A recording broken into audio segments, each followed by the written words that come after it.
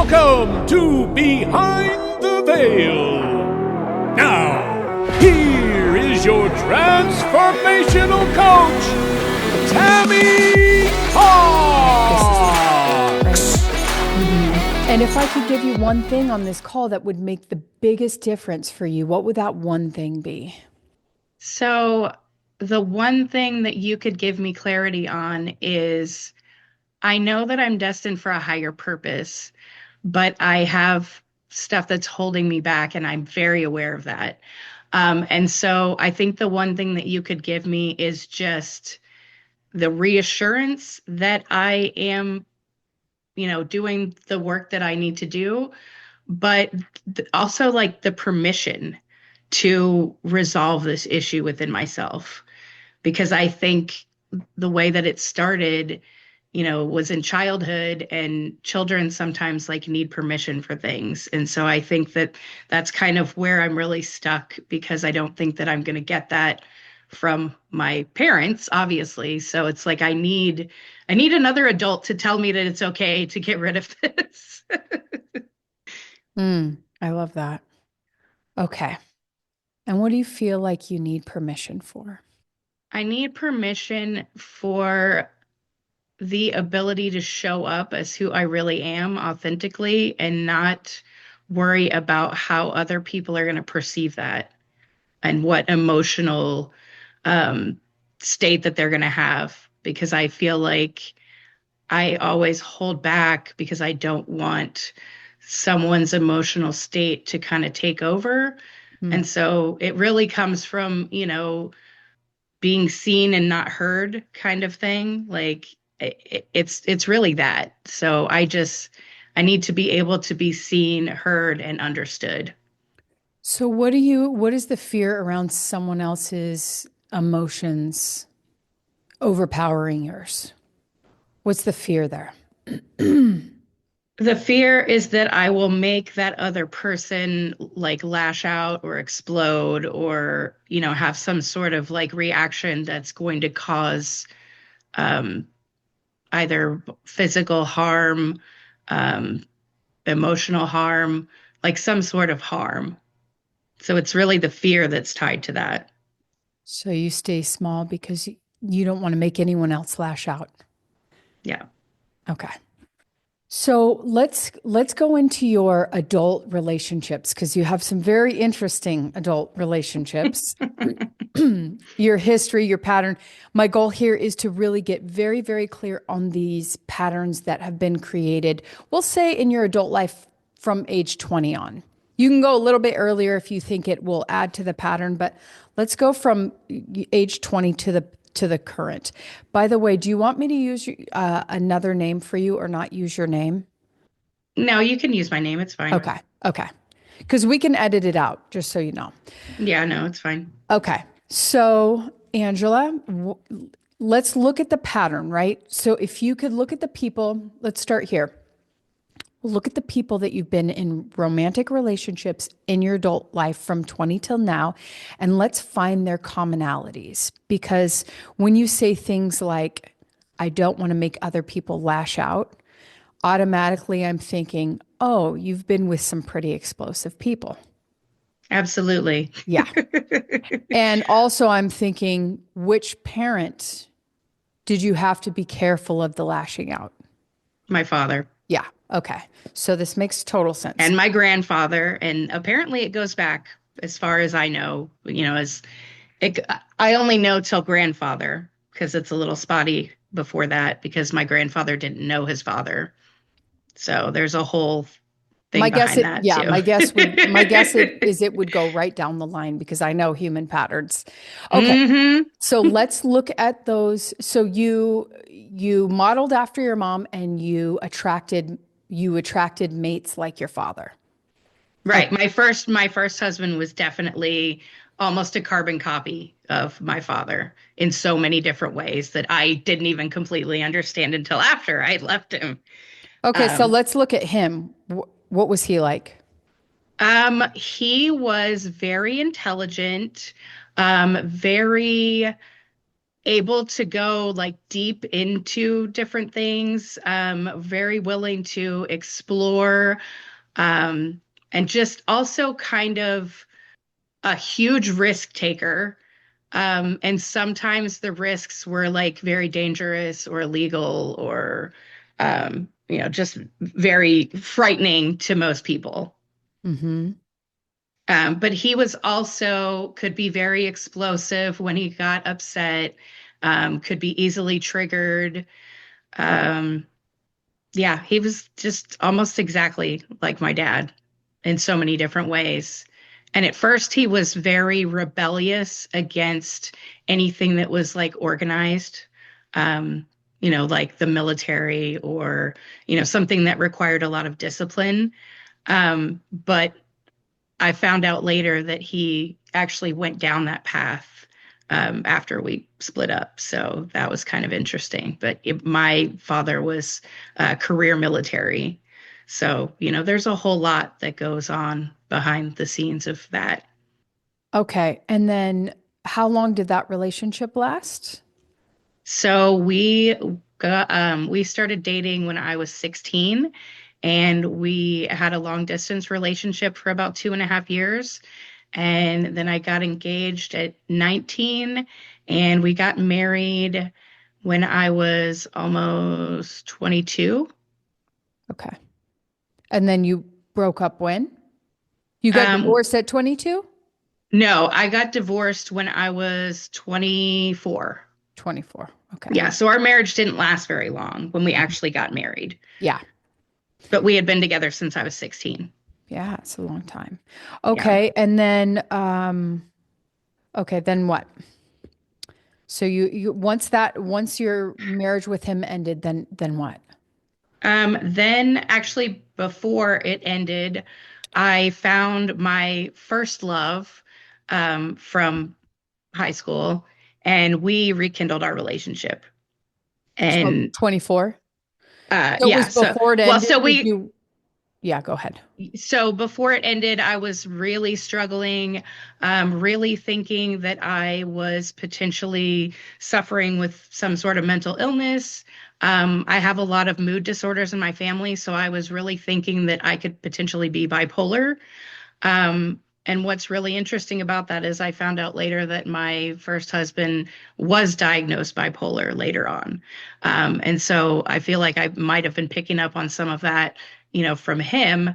But when I left that relationship, we had lived very far away from family. And so I had to be very strategic in how I left, because he was very volatile and, very apt to violence and, just explode about things. And so I had to kind of strategically plan it. But I had been speaking to um, my first love, about how I was going to leave. And, he was kind of talking me through a lot of that. And so when I did finally leave, I ended up staying with my family for a bit of time. Not enough time because I didn't really heal at all or deal with any of the stuff that went on from my previous marriage before I jumped into another relationship. And that ended up being my second marriage. Hmm. And so, we got back together around 24, and then I got married again at 27. And you sounded like you're really scared to leave your first husband because of the Yeah, explosiveness. yeah, absolutely. And it was so hard because I ended up having to go back home to my parents' house where my dad is also very scary and explosive.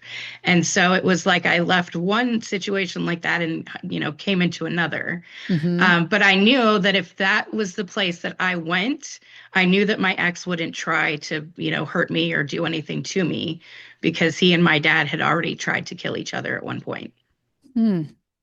Yeah, Yeah. so I knew that was kind of like the only safe place to go. But it was also very scary. Hmm. Yeah. And I didn't really last there very long before I ended up going and staying with, my next husband. Hmm. Yeah. So tell me about that relationship.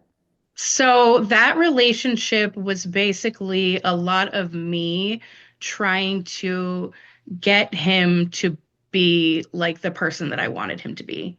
And Which so it was a lot of, I feel like controlling behavior, trying to, make him into what I wanted him to be. so And you were controlling in that relationship, you felt? Okay. yeah, I feel like I was definitely the one, What were driving you the trying to bus. change about him?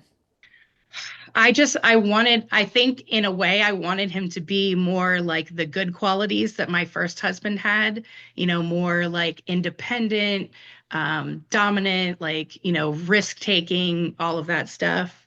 But he was definitely not like that. He was more like quiet, soft spoken, pretty much the exact opposite of my first husband. And so I kind of thought that I would be safe in that because I was like, well, I've seen these patterns. I noticed them, especially after I left. My first husband recognized, oh, he was a lot like my dad. I bet that's why I ended up in this relationship. So Mhm. I saw the patterns. And so I was like, okay, let me pick something that's completely the opposite. And, that's probably the way to go, right? Yeah, not so much because it made me step up and be a lot more in my masculine and taking control of all of that, which I hadn't never done in the past, but it was also kind of foreign. And how long did that last? So we were married over 15 years, and Well, by the time we got divorced it was about 17. well, that lasted a lot longer than the first one, so. Yeah. And why did it end? So for a few different reasons, one of the reasons was that he was never really happy with me in terms of like my body, my self-image, was constantly, complaining that I needed to lose weight. And part of that was is at some point after we had our first child, he really wanted a second child. And I was so overwhelmed from, wearing the pants, carrying everything, being the, breadwinner in the relationship that I just didn't really want another child because I knew that it would just be more work for me. Um, and so I made that clear. And so that was always a point of contention, my weight. And so that, us not having another child was kind of blamed on my weight and my self-image. Um, and then the real kicker came from when I ended up getting pregnant and then I had a miscarriage. And so in a way I was very upset, but I was also like really deeply relieved because I didn't really want that at that time period. I thought it really wasn't a good time, and I felt like God felt it wasn't a good time either. And then shortly after that, I got pregnant again. And this time, I actually ended up having my son from it, but I didn't find out I was pregnant until about 14 weeks in because, I was kind of older. I was already like 38. And, I had been tracking everything and messed up on the tracking because I was just so overwhelmed with my job and everything else and my other child. And, I just failed in that area. And so I ended up having my son, and he had a really traumatic birth. I ended up having a C-section, and it was just horrible. Like everything was just very like trauma laden. And so shortly after that, fell into, depression. And then I think my son was like 4 months old. One of my coworkers and close friends who had been pregnant at the same time as me, her son was like a month older than mine, lost her son. And I was in the office when she got the call. And that just kind of, really brought me down from there. And I went into this deep, dark hole of questioning a lot of things, my faith, like all kinds of things. And, shortly after that, maybe about 6 months later, my ex-husband decided that he wanted to come out as non-binary and really explore, his gender. And then about, I would say, 6 to 9 months into that, came to the conclusion that he was in fact transgender and identified as a woman from that point forward. And so had been changing, his name and the way that he was showing up in the world and all of that, from that period on. And so I'm raising an infant child. I have another child who is dealing with lots of stress at school in elementary. Um, had to move really quickly shortly after my second son was born because we were living in my sister's house and she sold it. And so just a whole lot of things happening, simultaneously that I'm having to spearhead and manage. And it just completely exploded like everywhere. And I just got to a point where I couldn't handle all of that anymore. And I couldn't handle the fact that, my spouse wanted to be, my wife instead of my husband. Like I couldn't deal with that whole identity shift. And I feel like that wasn't what I signed up for. So Yeah. I filed for divorce. And that was a whole lot of fun after that. Well, it sounds like there was lots of issues in the relationship. I mean, obviously, when your spouse changes genders, identity-wise, everything's going to change, Yeah. right? They want to become a completely different person. Everything in their life has got to change around that. So that's huge. So what about, it sounded like he also, did he work? Sometimes it was never really steady. Like So you were like provider. You were I was everything. you were the husband. Yeah. Yeah. Okay. I was the husband, the wife, the housekeeper, everything. Like Yeah. I was doing all of it. Yeah. And so then when he wanted to transition into a woman, it's like that was just like kind of the final straw on top of all of it because Yeah. you've been carrying the load of the relationship all this time. Yeah. Okay. Absolutely. Got it. That's some fun stuff there. And how long has it been since you guys separated? Or since, yeah, you guys haven't been together. So what our divorce was final in March of 2023. Uh-huh. So we're, 2 years divorced now. But obviously we have children together, so I still see her on a regular basis. Yeah, her. Yeah. Mhm. Yeah, it's a really hard transition for Y- everyone. Yeah. Yeah. How are the kids doing with that? So my oldest, I feel like is finally at a good spot. But he really doesn't want that much of a relationship with her, because he just isn't there yet, isn't really accepting of that. And I'm not sure, I can't force him to accept that, but he's been through a lot of therapy because shortly before all of that started, he lost a friend. And so going through the grief of that, it's kind of interesting because some of the tactics and stuff that he learned from grief counseling, with dealing with the loss of his friend actually helped him through losing his dad because Mhm. it is grieving that identity of that person that no Mhm. longer exists. So yeah, And but how old he's is he? How old's your oldest? he's 15 now. 15. Yeah, Yeah, that's a very, and this happened when when did the transition start? How old was your oldest? he was like 11. Yeah, those are very difficult ages. Yeah, Very when your adult and hormones it are was like starting during to, COVID too, so it's like a whole thing. man, there was a real big shift And for it you. was middle school, like him starting middle school. It was a whole thing. The Wow. timing couldn't have been any He's better. going to need to come to me at some point in a Yeah. couple of years. Yeah. Okay, good. I want to get into this pattern. Okay. So, this is the part where I'm going to put you in just a relaxed state. I'm not going to put you in a full-on trance or anything like that, but I'm just going to get you in a really relaxed state so that we can have access to your subconscious mind. Because trying to figure out the patterns with our conscious mind does not work. I know I've tried a lot. You know it doesn't work. So what I find works best is when we go to the subconscious mind, because that's where all the answers are. And Absolutely. so we're looking to do two things. One is we're looking to extract the pain that you're holding on to, that the little girl inside you is still holding on to all these years later. And we're also, so extract meaning you gotta feel it to heal it.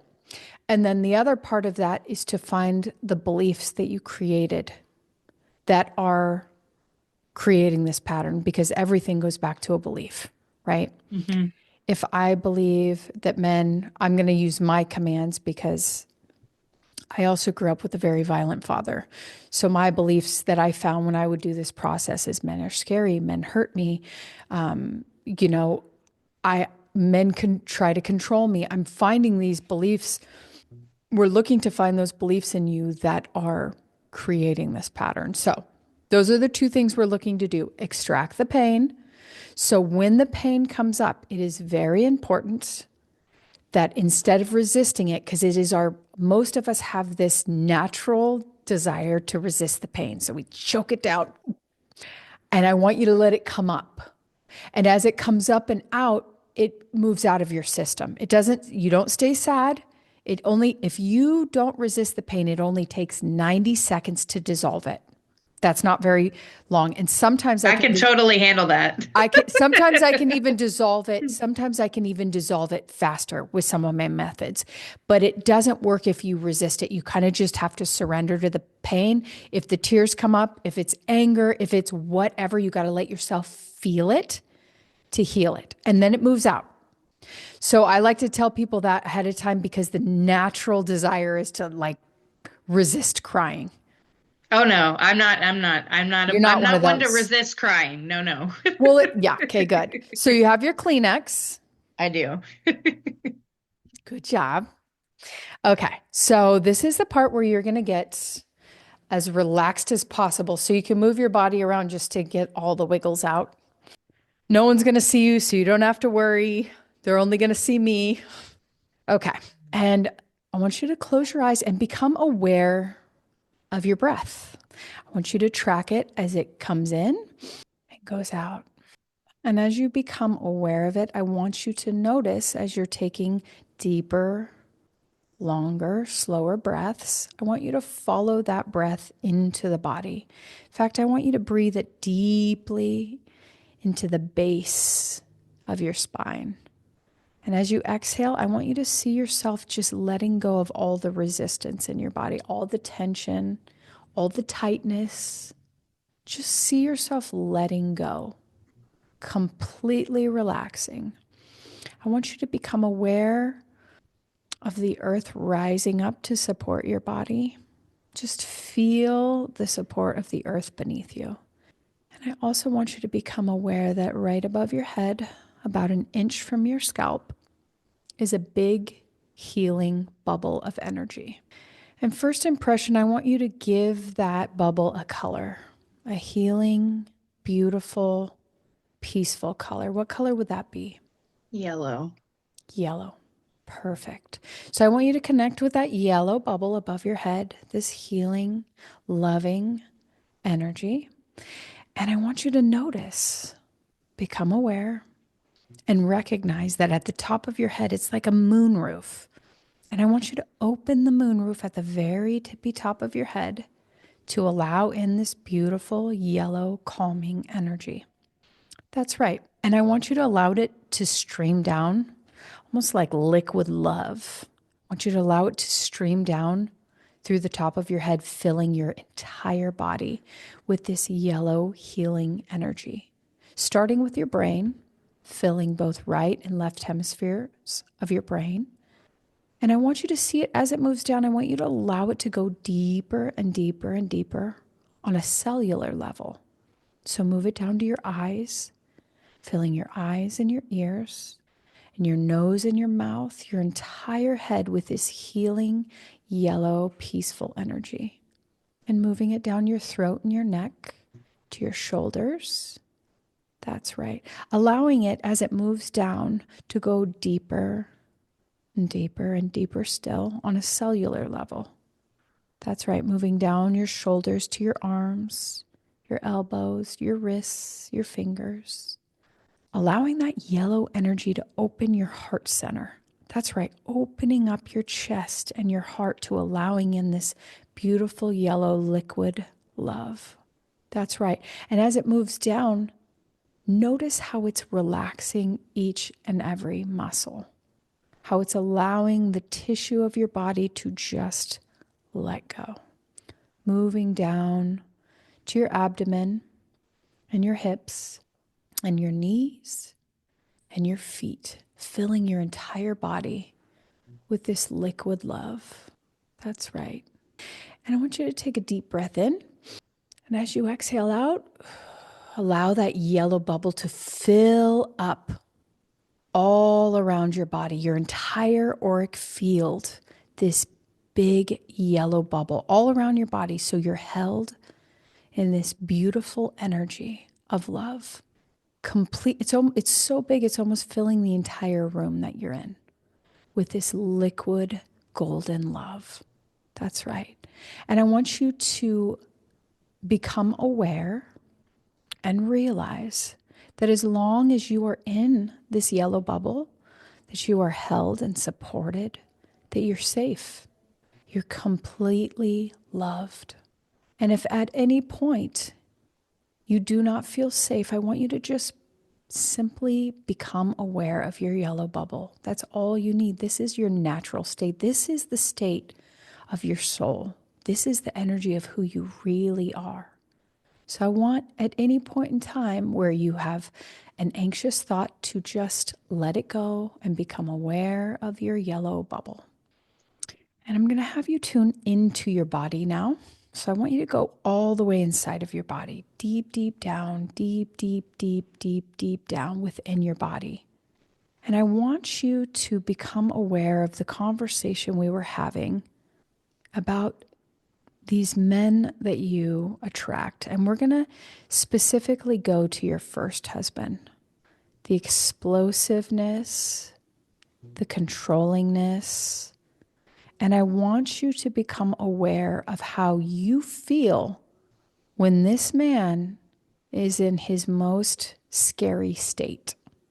You can come up with a specific event or a series of events, but I want you to tune into your emotional state when you are in his presence, when he is in this state. Let me know when you've got it. Okay.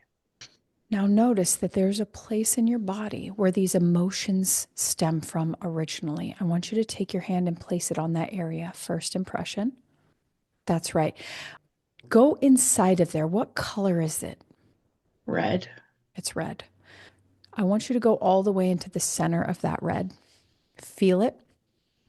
And I want you to notice, recognize, and become aware that shooting out from that red from your body is a projection. It's actually projecting out from that red from your body, and it's an image. I want you to allow that image to become very, very clear, because on this screen is the very first time you felt these emotions. The very first time. So become very aware, allow it to get clear, and tell me when you've got it. Okay. You got it? Mm-hmm. First impression, how old are you in this image? I was 8. 8. Are you alone or with someone? No, I was with my mom and my sister and my dad. Your mom and your sister and your dad. Can you tell where you're at? So we were in our new house in New Mexico. We had just moved away for the first time ever in my life that I can remember. I want you to become aware of what's happening in this image and describe it for me, if you could. So I was really upset about leaving all of my friends and family, and also very scared about the future without those connections. And I said something to my mom about it, and she told me to be quiet, and then my dad just started screaming at me. Mm-hmm. What is your dad screaming at you about? What is he saying? Be quiet, go to your room. It's not a big deal. Mm-hmm. What else? I don't want to hear that anymore. We have to do this because it's my job. Mm-hmm. You wouldn't understand. You're just a child. Mm-hmm. So I want you to see that red bubble that your 8-year-old self is in right now. And I actually want you to go ahead and be in that bubble with her. And I want you to actually let her know that you have come back from the future to feel these emotions for her. I want you to look deep in her eyes. I want you to feel her pain. And I want you to let her know that you came all the way back to emote this pain from her. I want you to tell her that you've seen that she's carried this a long time.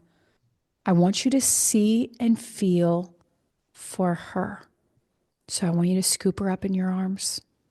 And I want you to actually move to the very center of that red bubble. And I want you to see it like, almost like threading a needle. You're going to move through that pain. You are going to move all the way through it until it is completely dissolved, completely resolved. And you must feel it to heal it. And this little girl needs you because she has been holding on to this a long time.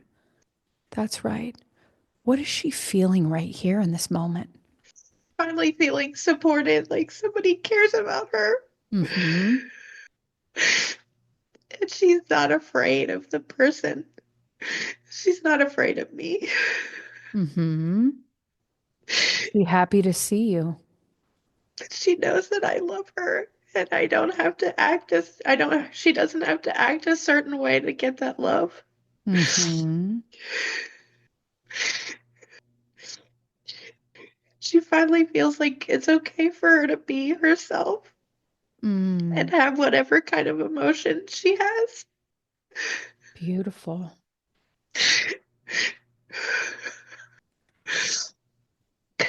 What else is she feeling in this moment? She's not alone.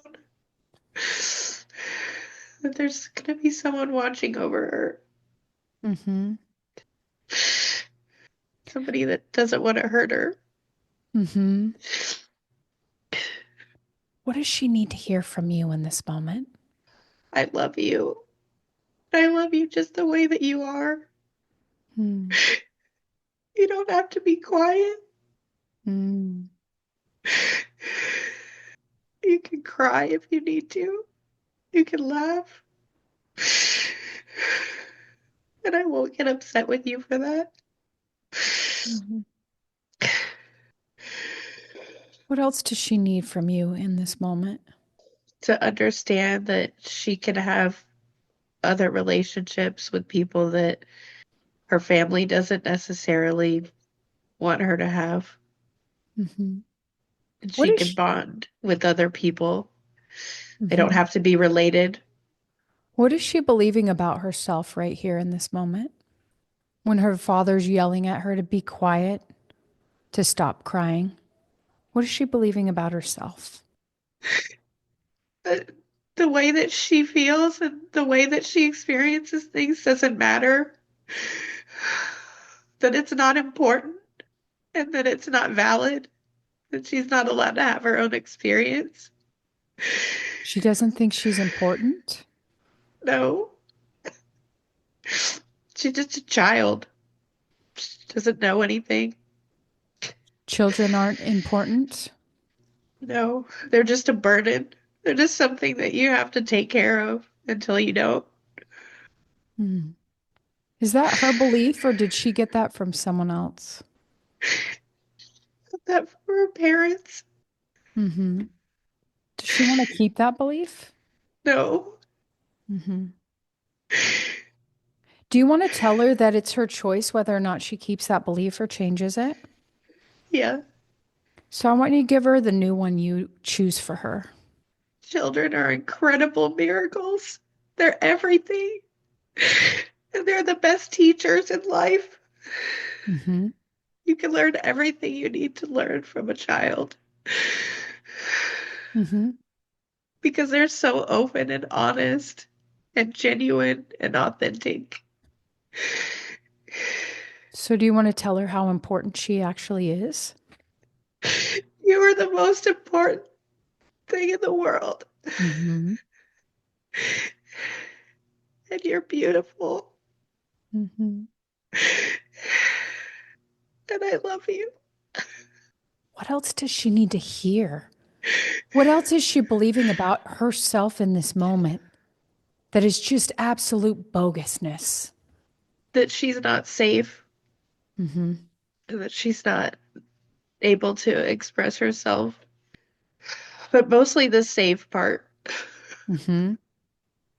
And I want her to be safe. I want her to feel safe in her body, Mm-hmm. in her mind. I want her to feel supported Mm-hmm. and that she does matter. Mm-hmm.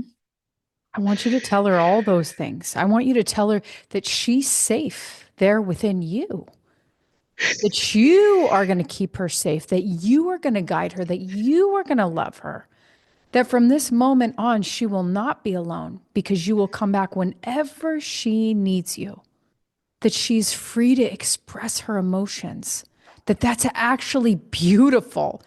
It's actually wonderful. What else does she need to hear from you in this moment that will help her feel safe, that will help her feel protected? That she doesn't have to hold everything together. Mm-hmm. That sometimes she can let things fall apart Mm-hmm. and that'll be okay because they'll just get put back together in maybe a better way than what they were originally. And that she doesn't need to be afraid of that. Mm-hmm. Because in order to be able to rebuild, she's going to have to tear everything down. And Mm-hmm. that's okay. And she Mm-hmm. doesn't have to worry about her parents being upset of the mess that it's made. That it's going to be okay. Mm-hmm. And we're going to clean it up together Mm-hmm. and build it better. Mm-hmm. And could you let her know that she, from this point on, doesn't need to worry about other people's beliefs and their thoughts anymore, that their emotional state is not her business? Can you let her know? It is not your responsibility to take care of someone else's emotional state, especially an adult. It is not Mm-hmm. your responsibility. Mm-hmm. And you need to release that now. Mm-hmm. Is she releasing it? What else does she need to let go of? What other advice can you give her that will set her up for the future? That she can believe that she can do anything that she puts her mind to. It doesn't matter if it looks impossible. That she has everything that she needs inside and the support outside of other people who see that light in her shining. Mm-hmm. She just needs to be confident and do what she needs to do to make it happen. Mm-hmm. Mm-hmm. And can you tell her that's easy to do? That it's the easiest thing in the world to be her authentic self. I just need you to give her permission to do that. You have my permission to be your authentic self, be all of it, 100%, especially the parts that you feel like are too much for other people. Mm-hmm. All of it. Mm-hmm. Because if you don't be all of it, then you're holding back part of yourself that is might be the most important part. Mm-hmm. But you have to give all of it. Yeah, I want you to cut all of her ties to caring about everyone else's emotions. I want you to see it like a cord streaming out from her bubble to all those different people. And I want you to take some invisible scissors and just cut those ties. Cut, cut, cut, cut, cut, cut, cut, cut. That's right. Keep going until they're all cut off. Because from this point forward, everyone else's emotions get to be their own. She's not taking them on for anyone else. She's going to stand in her authenticity. She's going to stand in her truth. And she's going to know and become aware that everyone else has their own journey to make. And however they want to build that life is completely up to them. It's not her doing. You're not responsible for anyone else but yourself. Mm-hmm. And that's it. Mm-hmm. It doesn't matter if you can see their potential. You have to leave them there. Mm-hmm. Let Mm-hmm. them be on their own journey and not try to force them along. Mm-hmm. So now I want you to wrap her up in your bubble. I want you to tell her, put her in your yellow bubble, and I want you to tell her that as long as she's in this bubble, she's going to feel safe and loved. She's going to feel joy. She's going to feel like her authentic, perfect, beautiful self. She's going to know that she's so important. She's going to know that she came here for a purpose. And I want you to give her a big hug goodbye. That's right. And I want you to shrink her to the size of a postage stamp or smaller. And I want you to place her inside of your heart. For she is you and you are her. And you're forever connected. So literally place her inside of your heart. There you go. Take a deep breath in. And then I want you to draw your focus, your attention up, up, up. I want you to go out about 30 feet above that scene. And as you do, I want you to look down and see your mom, your sister, and your dad in that room, in that home in New Mexico. And I want you to make your way back to the present moment. That's right, all the way back to the present moment. All the way back, all the way back. And as you do, I want you to look down and see in your mind's eye all the old structures falling apart, crumbling, dissolving, resolving with so much ease and grace and flow. And in their place, new, strong, brilliant structures just from this work you did today, coming up, rising up to take the place of the old structures, beautiful, strong, loving, amazing structures. A brand new grid based on this work that you did today. So as you come back to the present moment, with all those old grids falling away, shifting, realigning to create the new grid system of your choosing from this new place, pausing right in the present moment, looking down, seeing you sitting there in this room. And I want you to make your way back down, down, down to reintegrate back into your body, bring all the different parts of you back into the body. See that moon roof opening up to receiving your spirit. All these parts of you realigning, recalibrating, recoding as coming down through the top of your head, your shoulders, reintegrating back into your body, re-energizing all those cells to this new grid system, to these new codes. That's right. Realigning to your hips and your knees and your feet. Coming back into the body, wiggling your fingers and toes, taking a deep breath in, and batting your eyes open when you're ready. Wow, that was a journey. That was a journey. How do you feel? So much lighter and brighter. I feel like I'm shining now. You kind of are. I mean, very different energy than when we started this call, wouldn't you say? Yeah, absolutely. And I've done a lot of healing work too. That was Yeah, amazing. that's what I was telling you.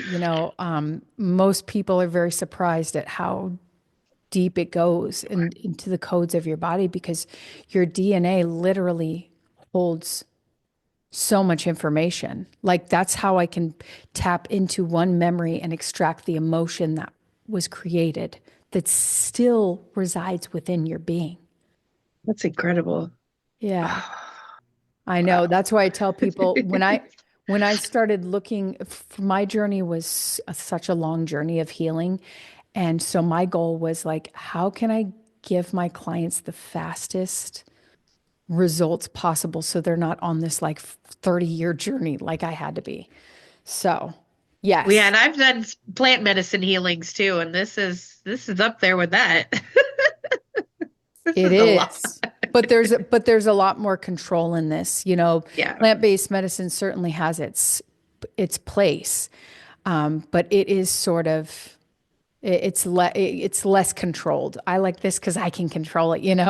Well, yeah, and you're also, giving the power to that medicine to do the healing, whereas you're not doing that. You're just using the subconscious to do the healing. Yeah, So, it's a much I won't say easier process because you'll be processing emotions for a couple of days. The last girl I did, she's like 3 days. I was crying for 3 days. And I was like, well, you never know what's going to come up when you open yeah. Pandora's box. But would you rather live with the pain stuffed all the way down, or would you rather let it out? Sure, it may take 3 days, but you let it all out and then you feel like you could freaking fly. Like that's what happens because your old identity was caused from all that pain you experienced as a little girl. And that little girl, she needs to have a voice. Yeah. She didn't have a voice. She thought she wasn't important, right? So you get to, and one part I didn't get a chance to do, but usually what I do when I'm doing that transmission is I have you come up with a code that you have with her that if she gives you the signal, you go back for her. Because this is just the start of your relationship with her. You get to foster that deep, loving relationship with her because she's still in there, right? Oh, She's absolutely. still in there. And every age she's ever been is still inside of you. So your goal is to really foster a really deep, meaningful, beautiful relationship where if she signals you and says, like for me, when I lash out, that's when I know the little girl within me needs me. She's like saying, I need you now. I think it's when I yell at my kids. Yeah. That's when she needs me the most. Right. So when that happens and you feel this anger towards your kids, go in the room, connect with her and say, scoop her up in your arms and say, what do you need from me? How can I help you? How can I love you? And it might just be sitting with her and holding her and rocking her in your arms, but listen, 'cause she's constantly trying to talk to you. And the more intimate you get with her, the more the triggers will dissolve. But did you find it interesting that when we tuned into how you felt in your first marriage when it was at its most toxic, took us back to that memory? Yeah. That's so crazy. That's why I say It makes so much sense though. that's why I said this works better than anything else because I'm literally relying on your subconscious mind to take me back to the root cause of why you have the patterns you have with men or Yep. men/women. Yeah. It makes so much sense. And because here you thought that the what you needed to do between first husband and second husband was to totally switch roles. Okay, I'll be more of the controller and I'll pick a more feminine man, but that doesn't work either, right? Nope. Because when we're in our healthy state, that we're balanced in the masculine and feminine. We're right here, centered, Yeah. right? We're at the very end. And so that's how I had a lot of masculine energy. And so it was driving my husband into his more feminine energy. And we were just all mixed up for a lot of years. But when I healed myself, and I'll still slip into my masculine, don't get me wrong, but the more healing work I do, the more centered I am. I don't need things from him. He gets to do his own thing and I get to do mine. And my love comes from deep within me. I don't need it from an outside source. It's me nurturing me. So you get to do this for the little girl within you, and it could be different ages that she needs you. Like if I was working with you, we would be going back to all the different ages where she's still got some unresolved stuff. But yeah, you could just really focus on maybe even just once a week having conversations, going inside and just having a conversation with her of like, what do I need to do now? But I would do some inner work around that before we go dating. How's your dating been going? I'm not dating. I Okay. know better at this point. Yeah, you do. Yeah, I don't want to repeat any more patterns. So yeah, no. Or create new ones that are just as bad. Yeah. Well, obviously we only have a little bit of time, but I was like really thinking, oh man, if I had another session, well, maybe we can do it. We can record another session. We could go into the beliefs around men because we found some beliefs that you have about yourself. I'm not important. I'm not safe. It's not safe for me to express my emotions. Those were the three I found today Yeah. as as some very strong beliefs that you have, but I'm very curious as to your beliefs around men. Yeah, me too at this point, because I think that they're So really maybe holding me back. so maybe I can have you on again and we can go into that. I would love that. Yeah, that'd be cool, right? Yeah. This Okay. was really great. I really appreciate everything that you did for me today. And I know that I'll probably be processing this for a while, but I've got my journal. Like I know how to take care of myself. I'll be taking a Epsom salt bath tonight, trying to get rid of some of that stuff. Like, yeah. That is something that I recommend very much. Yeah, because you're going to be you're going to be detoxifying for the next couple of days, possibly. Oh, So absolutely. yeah, I'm so glad you Yeah, because know. that was way deep in there. Like I so appreciate that you were able to bring that out. I mean, I love that that's why I said for some people who have not even started the inner journey, like I take them through this process and they are just reeling. And so I've really come to know unless they have done some inner work, I'm not going to do this because although it's so incredibly helpful, if Not everybody's ready for it not at everyone is all. ready. Nope, you're absolutely right. I mean, I had this one lady on, this was like back when we first started the podcast, and she was smoking. She kept going like this off the screen. I'm like, Oh, jeez. what are you doing? She was, I was like, no, no, no, no. But yeah, you're right. Not everyone's ready. That's why when you were telling me about how much work you've done, I'm like, oh, Angela is the perfect candidate for this process. Yes, it is so deep and you're just going to see these huge pivots in your life. So I need that right now. I need a you huge do. pivot. Yeah, I do. And I was telling my husband, I was like, instead of having new people on each time, I'd love to just do maybe a 3-part series with people so that Ooh, I and could then yeah, really you could really see the transformation too. and get the Well, feedback not see of. it, but Yeah, I mean, get the feedback from like, because each time I was doing a session, I'm like, I'd love to get feedback from you. I'd love a review from you. And, oh some yeah. people did, but most of them don't. But if I do pick specifically women like you who really want this, they're into this stuff, they want to go deep, they're not scared of going deep. It's like to have like a 3-part session with you would just be, I think, so beautiful for people to see how much they can shift in a short period of time. Because this is the stuff that allowed me to change my identity completely. That's so great to hear. Yeah, completely. Yeah. Well, So yeah, and if my journey can help someone else and help you attract the people that you're it can't really not. trying to draw in, then, yeah, I It would can't, love it can't not. It's to be like helpful. it's like when you see someone transform, it's like what I tell people, I'm like, I do this and I don't do it for a selfless reason. It's very much selfish because I get so much gratification for seeing someone transform. Like every time I take someone through a process, if they're ready for it, I get so much out of it.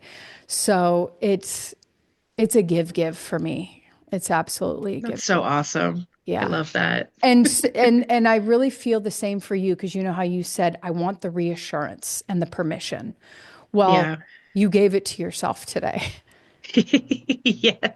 right? I did. I did. And I finally got who's it. she gonna believe more than you? Now, I will tell you, if you hadn't done as much inner work as you've done, a lot of times when I take a woman back to her inner child, they don't trust her right away. And I tell them, hey, you gotta really foster that relationship because if she doesn't trust you, there's reasons why. So because you've been doing a lot of inner work, she trusted you. And you said that right off the bat. Yeah. Well, and I think it's because like I did some like it was called it was like a somatic breathing technique, but it had to do with rebirthing. Hmm. And so it really had you go back to like being in the womb Uh-huh. and all of that. And so, like, because my dad was very violent and volatile and just, like a volcano, basically, while my mom was pregnant with me, when she had me, like, all of that was very explosive emotionally. And I didn't know any of that until I did that work. And I couldn't even get her to really tell me about it, but some of the other people in my family had mentioned, that they had ideas about it. The problem with my family is that my dad was military, so we were always moving. So wherever we were, like people didn't really get to know us long enough to see what was happening. And I think that's, another part of the reason why I always felt like I wasn't safe and that I was kind of trapped and, couldn't really do anything about that Well, how situation. is this little girl supposed to feel safe when the two people that are supposed to, care for her and love her aren't safe for her? Yeah, exactly. And so when I So, had kids, then I just had to face that full force. Like, oh my God, this is, everything a parent should have been that I never got modeled to me. So yeah, and that's but kind of that's what why I triggered tell, me to yeah, make but me realize that's where I same. needed to do work.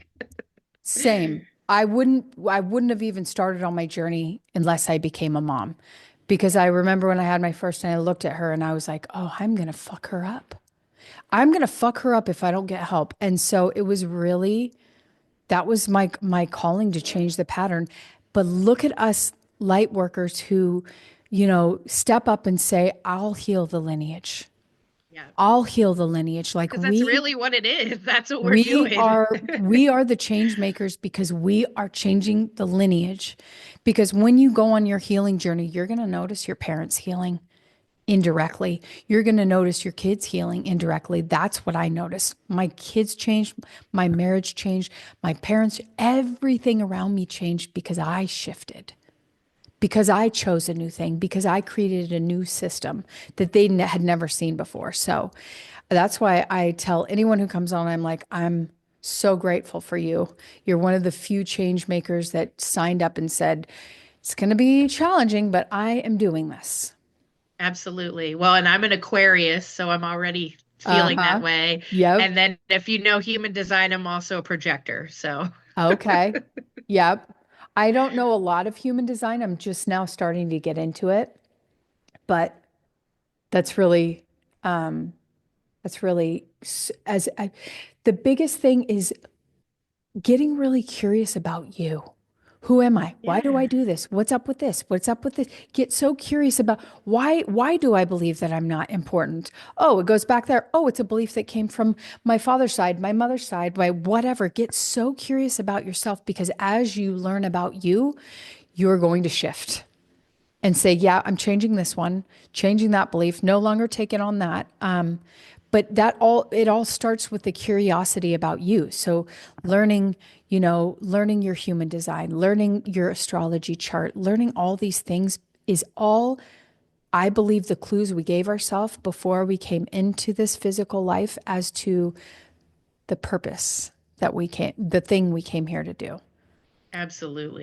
my human design all leads to, you know, it all leads to what I do now. When I look up all my astrology stuff, it's all, leader, healer, all these things. I'm like, that makes so much sense because I knew from a young age that I was going to heal people. Hmm. So here I do, here I be. But yeah, I'm going to send you my calendar to set up your next because maybe we can have yours somewhat close together Oh, I would love that. so that, because when I work with my clients, we do once a week sessions. And so I just feel like maybe not once a week, it could be like every week and a half, but somewhat close together to where, it's not like super big gaps in between. I would like it to be fairly close. Is that good? Yeah, I can totally handle it. I know you can, Angela. I I can know take you a can lot. handle it, girl. I believe in you. Okay, so I'm going to send you the calendar and you could pick the next one. And if you could just do me a favor and just sort of track your journey with your notes Yes. so that we can have some stuff to work on as far as like you identifying what came up for you through it and what patterns you're seeing and whatnot. That would be so good for the next one. Absolutely. Sound good? Yes. And do you know anyone else that you think would be a good fit for this? Possibly. I do have a few people that I think would potentially be good for this. Like you said, the people that have done enough healing work to have it actually be effective in the way that you need it to. Yeah, I Yeah. can think of a few people. Okay. If you'd like to bring it up with them and just see if they're interested, then cool, you can connect us. And Absolutely. if not, it's not a big deal. But Okay. I just find that I find if I ask people who Oh are yeah. already on their journey, they know some Yeah, versus absolutely. Yeah, the people that not I the average see person. doing the healing work. Yeah. Yeah, not the A average couple of my person. friends that I've kind of made do healing work with me. You made them. Well, they didn't really know what they were getting into at first, and then they're like, "Well, this is not so bad. It's a lot of work, though." Yeah, I mean, Yeah. not everybody's willing to do that work, They're not, unfortunately. yeah, they're not all called to go on this journey. You know, Yeah, as the earth is splitting, there's us that are spiraling up, and then there's those that are spiraling down. But we're not going to really be able to commingle for very much longer. You know, people are sort of making their decisions. And yeah. it's been a challenging process for me letting go of those Oh, yes. that are that have chosen, you know, it's all good. There's no good, bad, right or wrong. It's all just what we set out to do because we need the people to descend so some can ascend. We need that. So Yep, we all made absolutely. we all made our decision already. And for me, I just know that I know my calling. So, and you know your calling, my dear. Yep, I You do. and you're going to give yourself permission to be your most authentic expression because it's not about doing, it's about who you be, Yeah, right? And it's about absolutely. you saying, fuck everyone else's beliefs, fuck everyone else's emotions, not in a mean way, but, you know, I find with supporters such as yourself is like you you almost have to detach yourself from everyone else's stuff before you can be fully autonomous and say, it's just me here in this bubble choosing my experience on purpose. Yeah, and that's super hard when you are as open in terms of, your energy centers as I am, because I really only have definition in my head. Hmm. And then I'm also, super empathic. So I can feel other people's emotions in my body like they're mine. Yep. And I do feel like that comes from, my childhood wounding and those experiences. So yeah, it's a lot, but I feel so much better now. Like It is a gift, but it's a gift oh, that it you have is, to but learn how to, it is a it's a gift that blessing and a curse at the same time. it's a gift that you have to learn because what I tell with my empaths or supporters, it's like you get to teach yourself how not to take on people's stuff because it is a Yeah. choice. Just because that little girl in you had to survive her family of origin, she did what she had to do to survive, period. Yes. But now you're an adult and you get to choose what you're going to feel. So I tell my supporters, you put your bubble around you, okay? Nothing penetrates your bubble. That is your yellow bubble. And anytime you are finding yourself getting too zapped by other people's energy, you put your yellow bubble around you. You say, nothing comes in and nothing goes out. I love that. It was I'm going so to strong too. Like when I envisioned it, it was like impenetrable, I want you to connect to it all day, every day. Nothing comes in, nothing goes out. This is my safety. It is like one of the most powerful tools in my tool belt. So utilize it whenever you want. And I have even used it on, my kids and people. Then when I see them in an emotional state, I just send them the bubble, I put it around them, and you will see them physically change like this. That's awesome. Yeah, I'm gonna have to start doing that. Yeah, we're powerful. We're Yeah, we powerful. really are. I know that for sure. Okay, my dear. Well, I will send you the link and I look forward to our next. Absolutely. Thank you so You're much. so welcome. You have a fabulous day, okay? You too. All Bye. right, bye.